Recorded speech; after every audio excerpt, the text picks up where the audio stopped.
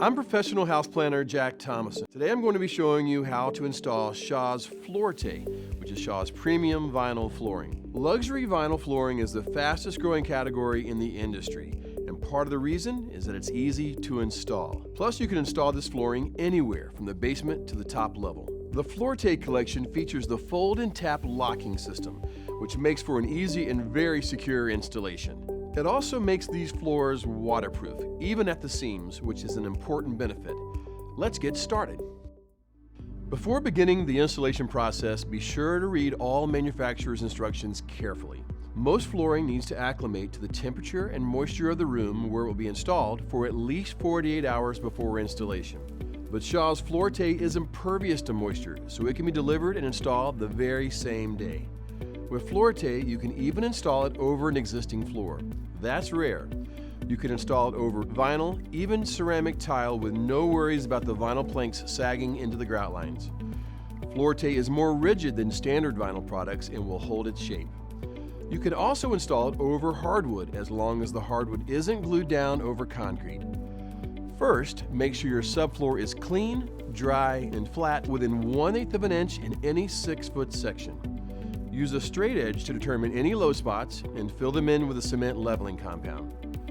Another important part of your prep work is moisture testing. Moisture under your floor can be its worst enemy. Now, you can buy an expensive tool to test this, or you can easily test your concrete subfloor for moisture by taping a trash bag to the floor along all 4 sides, creating a seal. After 48 hours, you can check to see if any moisture was captured by the trash bag.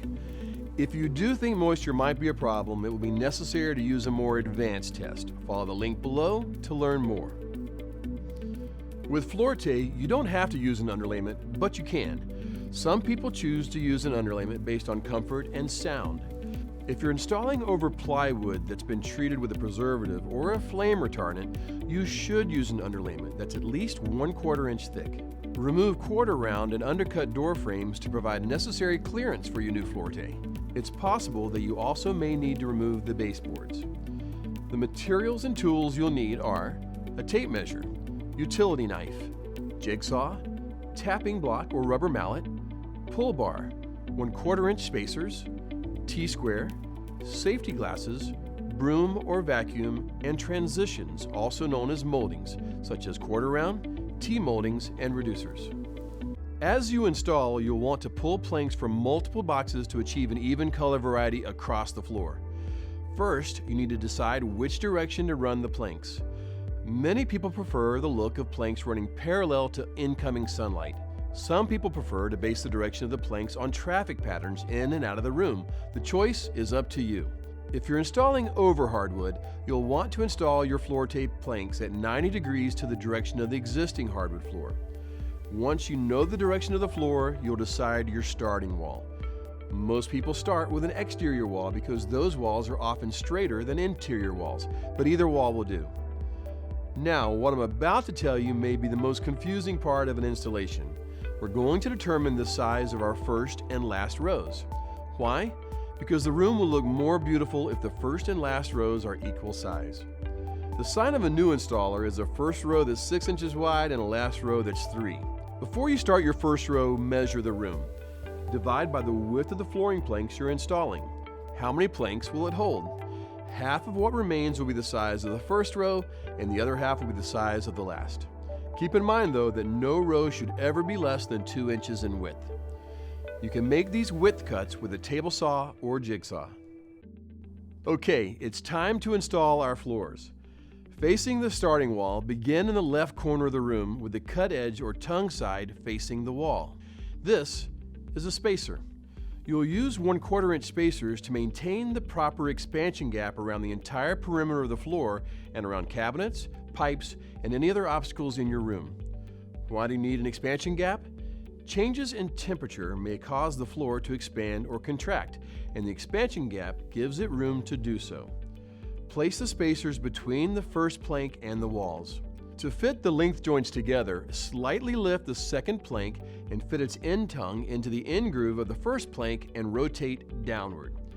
If you feel that the end joint is not tightly locked, you can tap about 1 inch down from it with a rubber mallet.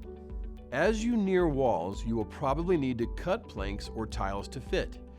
To make the length cuts, score the top wear layer with a utility knife, then snap it along the score line. As you begin the second row, you'll need to stagger the planks by 1/3 or half the length of the plank for an attractive natural appearance. Bring the plank in at a low angle, engage the long side seam, then fold the plank down into the inseam, making sure that the connections are tight. You can use a seam roller to ensure a flush joint. Continue to install adjoining rows from left to right until you reach the final row, always maintaining the 1/4 inch expansion space at the walls. Remember, we determined the width of the last row before we started.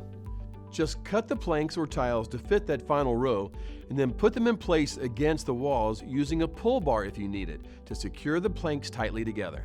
At this point, you're almost done. You will finish your floor by installing the transition pieces, also known as moldings. Quarter round covers the expansion space along the walls and gives a beautiful finished look to the room. In doorways less than 6 feet wide, you'll need a T-molding to transition to a floor of the same height, or a reducer to transition to a floor of a different height. Then it's time to enjoy your beautifully finished floor.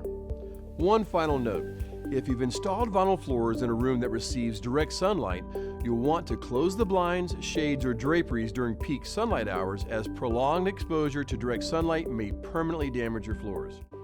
With proper care, your Floorte vinyl floors will look great for years to come.